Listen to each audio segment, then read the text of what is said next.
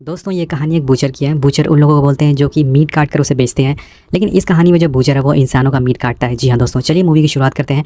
Movie की शुरुआत में हम एक आदमी को देखते हैं जो कि ट्रेन में होता है और जब उसकी आँख खुलती है तो वो देखता है कि उसने अपना स्टॉप मिस कर दिया है और ये ट्रेन कहीं और ही जा रही है। वो आदमी खड़ा होता है और चेक करने के लिए, लेकिन तभी उसका पैर फिसल जाता है और वो देखता है कि पूरे ट्रेन में खून गिरा हुआ है। ये देखकर वो काफ़ी ज़्यादा डर जाता है, लेकिन सडनली उसकी नज़र दूसरे केबिन पर पड़ती है और वो देखता है कि एक आदमी जो कि सूट पहना हुआ है वो अपने हैमर से लोगों को मार रहा है और उनकी बॉडी को काट रहा है। सीन शिफ्ट होता है और हम लियोन नाम के एक आदमी को देखते हैं जो कि फोटोग्राफर है। लियोन अभी अपनी लाइफ में काफ़ी स्ट्रगल कर रहा है और हम उसकी गर्लफ्रेंड को भी देखते हैं जिसका नाम माया होता है। वो एक वेट्रेस का काम करती है। लियोन और माया एक दूसरे से काफ़ी प्यार करते हैं, लेकिन दोनों के पास कोई सिक्योर जॉब नहीं है। तो अब माया अपने फ्रेंड जार्गिस से बोलकर लियोन के लिए एक आर्ट गैलरी में उसका अपॉइंटमेंट फिक्स करवाती है ताकि वो अपनी फ़ोटोज़ वहाँ पे लगा सके और कुछ पैसे कमा सके। जब नेक्स्ट डे वो आर्ट गैलरी में जार्गिस के साथ पहुँचता है तो हम इस गैलरी की ओनर को देखते हैं जिसको कि लियोन की फ़ोटो कुछ खास पसंद नहीं आती है। वो लियोन की फ़ोटोज़ देखकर बोलती है कि तुम्हें थोड़ी देर और वेट करना चाहिए फ़ोटोज़ खींचने के लिए, उसके बाद एक तुम्हें परफेक्ट फ़ोटो मिल पाती। उसकी फ़ोटो को रिजेक्ट कर देती है और बोलती है कि कुछ और अच्छी फ़ोटोज़ खींच के लाओ, इसके बाद मैं तुम्हें अच्छी जॉब दे सकूंगी।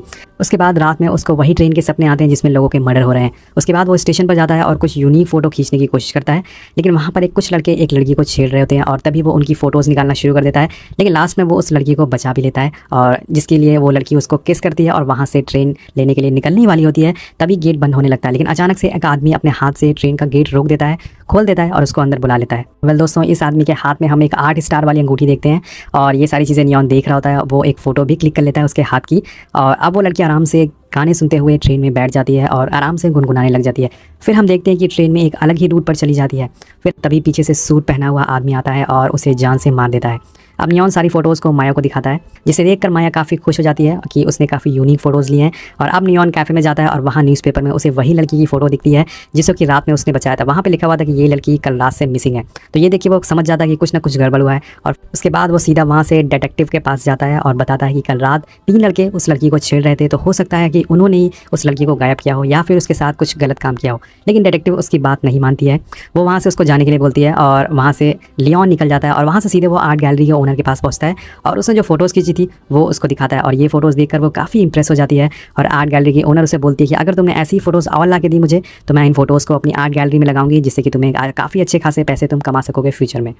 वेल इस खुशी में दोस्तों लियोन और उसकी जो गर्लफ्रेंड है माया और उसका फ्रेंड जार्गिस तीनों मिलकर सेलिब्रेट करते हैं और सीन फिर से ट्रेन पर शिफ्ट होता है और हम देखते हैं कि 3 लोग ट्रेन में फिर से सवार हो चुके हैं जो कि लास्ट स्टेशन क्रॉस कर चुके हैं। जिसमें कि एक लड़की होती है, वो बोलती है कि उसे बहुत ज़्यादा डर लग रहा है क्योंकि उसने इस ट्रेन की कहानियाँ सुनी हैं, लेकिन उसका हस्बैंड उसको समझाने की कोशिश करता है कि डरने की ऐसी कोई ज़रूरत नहीं है, हम सभी तुम्हारे साथ हैं यहाँ पर। लेकिन तभी पीछे से किलर एक हथौड़े से उसके एक दोस्त को सर पर मारता है जिससे कि उसकी आँखें बाहर आ जाती है। उसके बाद उसके हस्बैंड को भी हुक से मारकर वो वहीं बहुत ही बुरी तरह से घायल कर देता है और अब उस लेडी की तरफ बढ़ता है वो हत्यारा। लेकिन उसका हस्बैंड उसे रोकने की कोशिश करता है, लेकिन वो हथौड़े से उसका सर ही फोड़ देता है। जी हाँ दोस्तों, उसके बाद अब बारी थी उस लेडी की। वो उस लेडी को इतनी ज़ोर से हथौड़े से मारता है कि उसकी बॉडी से उसका सर ही अलग हो जाता है और तीनों की वहीं मौत हो जाती है।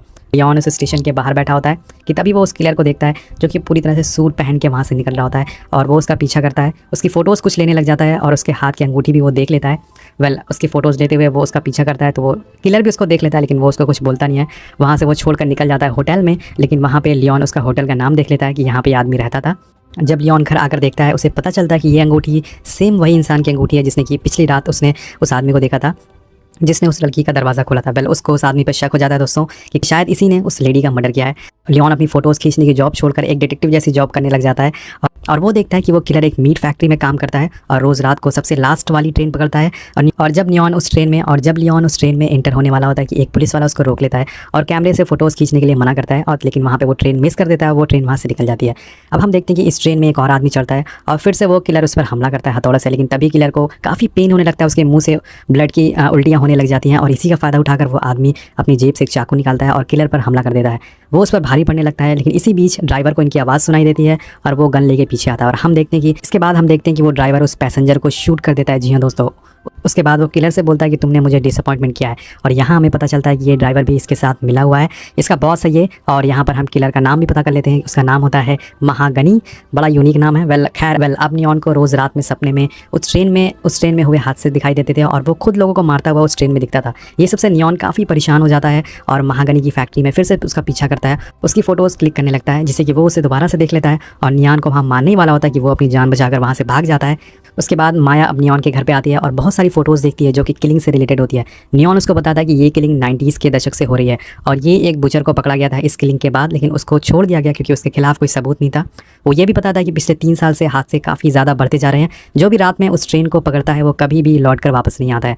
और ये सारी बातें सुनकर माया उसको बोलती है कि उसे ये सब छोड़कर अपने काम पर ध्यान देना चाहिए। दूसरी तरफ महागनी अब फिर से अपने शिकार पर निकल पड़ता है और नियॉन भी उसका पीछा करता है और अब पहली बार नियॉन इस ट्रेन में चढ़ता है।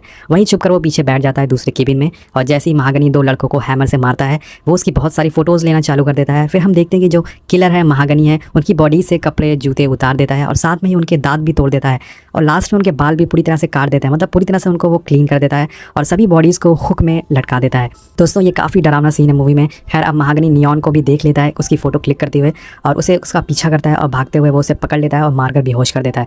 जब नियॉन की आँख खुलती है तो वो देखता है कि वो भी हुक से लटका हुआ है और तभी दोस्तों यहाँ पे कुछ क्रिएचर आते हैं जो कि उसकी पीठ पर एक टैटू बना के चले जाते हैं। ये एक तरह का साइन होता है और जब दोबारा से नियॉन की आँख खुलती है तो वो अपने आप को फैक्ट्री में पाता है क्योंकि उसकी जान अब बच चुकी है। वो किलर उसको छोड़ देता है, महागनी उसको छोड़ देता है और वो वहाँ से भागकर घर आता है बहुत ही जख्मी हालत में और माया को सारी कहानी बताता है। ये सारे मर्डर महागनी कर रहा है, उसने सबको मार दिया है और उनकी बॉडी सुनसान स्टेशन में ले जाता है जिससे कि किसी को बॉडी ना मिले। और यहाँ नियॉन के पास सबूत नहीं होता है क्योंकि उसका जो कैमरा था वो महागनी छीन लिया था। उसके बाद इस बात को क्लियर करने के लिए माया अपनी फ्रेंड जार्गिस के साथ महागनी के घर जाती है जहाँ पे वो रहता था। वहाँ पर उसे अजीब अजीब चीज़ें मिलती है जिसके सारे टूल मिलते हैं जिससे कि बॉडी को काटा जाता है और तभी वहाँ पे महागनी आ जाता है और वो जार्गिस को पकड़ लेता है। अब माया को वहाँ उस एक डायरी भी मिलती है जिसमें कि 1911 से लेकर अब तक उसने जितने भी मर्डर किए थे और जो भी टाइमिंग था मर्डर का वो सभी उस डायरी में लिखा हुआ था कि किस ट्रेन में कितने बजे उसका मर्डर किया हुआ है। और ये सब देखकर माया को जो नियॉन की बातें होती है उस पर यकीन हो जाता है कि सच में ये महागनी ने सारे मर्डर किए और वो लोगों को मार रहा है। बाद जब वो जार्गिस को ढूंढने लगती है तो उसे वहाँ महागनी दिखता है जिससे कि जान बचाकर वो वहाँ से निकल जाती है और सीधा डिटेक्टिव के पास जाती है और उसे बताती है कि महागनी लोगों को ट्रेन में मार रहा है। लेकिन डिटेक्टिव उसकी बात पर यकीन नहीं करती है, जैसे कि उसने लियोन की बात पर यकीन नहीं किया था। वो बोलती है कि महागनी ने तुम्हारे खिलाफ कंप्लेन लिखवाई है कि तुमने उसकी डायरी चुराई है। लेकिन यहाँ पे माया डिटेक्टिव से बोलती है कि डायरी उसके पास नहीं, जार्गिस के पास है और उसे अब जार्गिस को ढूंढना होगा वो डायरी को पाने के लिए। ये बोलकर माया यहाँ से निकल जाती है और घर जाती है और डिसाइड करती है कि वो गन लेके महागनी को शूट कर देगी। जैसे ही वो घर से निकलने वाली होती है वहाँ पर फिर से एक बार डिटेक्टिव आ जाती है, उसे बोलती है कि वो डायरी उसे वापस कर दे और इस बात से माया काफ़ी गुस्सा हो जाती है और उसी पर गन तान देती है और पूछती है कि जार्गिन कहाँ है। वो डिटेक्टिव उसे बताती है कि जार्गिन उसी ट्रेन में है जो कि लास्ट स्टेशन पर रुकने वाली है और उसे 2 बजने वाली पहली ट्रेन पकड़नी होगी। और हमें यहाँ पे पता चलता है कि ये डिटेक्टिव भी उस किलर से मिली हुई है, उस ड्राइवर से मिली हुई है। खैर माया आखिरी ट्रेन पकड़ लेती है और जब वो डोर खोलती है दोस्तों दूसरे केबिन का ट्रेन का तो वो ये सारी चीज़ें देखकर शॉक हो जाती है। वहाँ पर बहुत सारी लोगों की डेड बॉडीज़ लटकी हुई थी, टांगी हुई थी, ऐसा लग रहा था ये तंदूरी चिकन यहाँ पे बेचा जा रहा है। और इसी बॉडीज़ में जार्गिस भी जिंदा उसको मिल जाता है और वो हुक से सभी लोगों को टांगा हुआ था, वो उसका हुक निकालने लग जाती है लेकिन तभी जार्गिस और बॉडी को काट रहा होता है। और अब बारी दोस्तों माया की थी, वो माया को मारने के लिए वहाँ से बढ़ता है लेकिन तभी ट्रेन के बाहर लियोन उसको देख लेता है माया में और दौड़ते हुए उस ट्रेन को चलती हुई ट्रेन में कूद कर उसे पकड़ लेता है।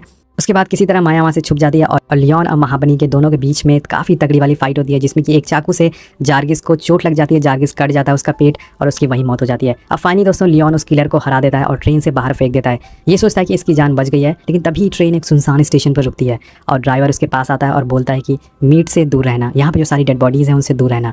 यहाँ पे दोस्तों एक क्लाइमेक्स रिवील होता है इस मूवी की सारी जो सच्चाई है वो रिवील होती है। हम वहाँ पर बहुत सारे रेप्टाइल क्रिएचर देखते हैं जो कि सारी डेड बॉडीज़ को खा रहे थे दोस्तों। इन लोगों को इसलिए मारा जा रहा था ताकि वो इन लोगों का खाना बन सके। और ये दोनों इस जानने के बाद ये ट्रेन से उतर जाते हैं और तभी वहाँ पे महागनी दोबारा से आ जाता है। वो अभी भी जिंदा था, मरा नहीं था और वो लियोन पर हमला कर देता है। दोनों के बीच काफ़ी भयंकर वाली फाइट होती है और लास्ट में लियोन उसके गले में हड्डी घुसा देता है और फाइनली महागनी की मौत हो जाती है। और तभी वहाँ पर ड्राइवर आता है, वो बताता है कि ये क्रिएचर इंसानों के पैदा होने से पहले से यहाँ पर रह रहे हैं और उसे ये भी बताता है कि महागनी का यही काम होता था कि लोगों को मारे और इन क्रिएचर को उसका खाना खिलाए। ऐसा वो इसलिए करता था क्योंकि ये क्रिएचर दिन में किसी पर हमला ना करें। ये क्रिएचर काफ़ी ज़्यादा खतरनाक थे, अगर इनको छोड़ दिया जाए तो ये दिन पे काफ़ी लोगों को मार के खा सकेंगे। इसीलिए वो लोगों को मारता था और इनका खाना बनाता था ताकि पूरी दुनिया में एक संतुलन बना रहे, कुछ लोगों को सेक्रीफाइस करके बाकी लोगों की जान बचाई जा सके। ऐसा इसलिए वो करता था। उसने नियॉन की बॉडी पर टैटू बनाकर नियॉन को आगे का काम के लिए चुना था दोस्तों, क्योंकि हमने जो टैटू देखा था नियॉन की बॉडी पे वो एक्चुअल में उसको अब लियोन का काम करना था। इन सारी बातों सुनकर लियोन काफ़ी गुस्सा हो जाता है, उस पर हमला कर देता है लेकिन वो ड्राइवर उसको गला पकड़कर काफ़ी ऊपर उठा देता है। और ये देखकर हम समझ जाते हैं कि ये ड्राइवर काफ़ी ज़्यादा ताकतवर है। हो सकता है कि ये भी उन क्रिएचर में से एक क्रिएचर हो जो कि काफ़ी अपग्रेड हो गया हो। उसके बाद वो लियोन की ज़बान भी बाहर खींच कर निकाल लेता है ताकि लियोन कुछ बोल ना सके। वो माया के पास जाता है और वहीं माया जख्मी पड़ी होती है, एक चाकू से उसके सीने में चीर देता है और वहाँ से उसका दिल निकाल लेता है जो कि अभी भी धड़क रहा था। वो दिल निकाल कर नियॉन के सामने दिखाता है और बोलता है कि हमारे लिए काम करो, बिना सवाल जवाब किए हुआ। और सामने अपनी गर्लफ्रेंड को जिंदा मरते हुए देखकर वो पूरी तरह से सदमे में चला जाता है। और अब हम डिटेक्टिव को देखते हैं दोबारा से, जो कि टीवी पर माया की मिसिंग रिपोर्ट देख रही थी। और उसके बाद वो महागनी का जो सारा सामान होती है वो एक नए बूचर को दे दिया, नए किलर को दे दिया है, और ये सारे लोगों को मारेगा। और अब से ये सारे लोगों को मारेगा और उन जानवरों का खाना फिर से बनाएगा। वेल, हम इस किलर का फेस देखते हैं। ये कोई और नहीं होता दोस्तों, बल्कि लियोन था, जिसमें किलर बनने का फैसला कर लिया था। और यहीं पे मूवी